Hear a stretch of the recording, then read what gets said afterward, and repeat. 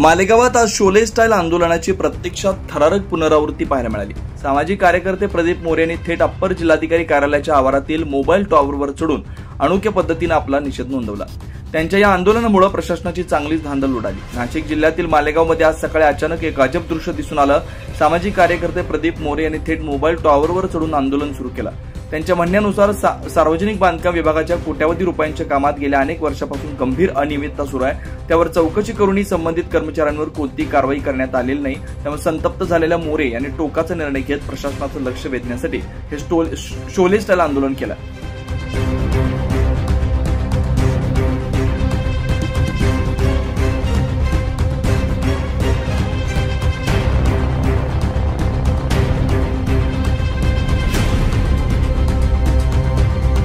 दरम्यान या आंदोलनाची माहिती मिळताच अप्पर जिल्हाधिकारी, पोलीस आणि महसूल प्रशासनाचे अधिकारी घटनास्थळी दाखल झाले। त्यांनी मोरे यांच्याशी चर्चा करून त्यांना खाली उतरण्याची विनंती केली।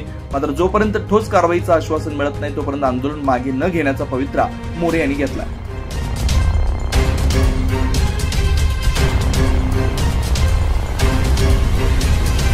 9 न्यूज महाराष्ट्रासाठी आम्रपाली वाघ, नाशिक।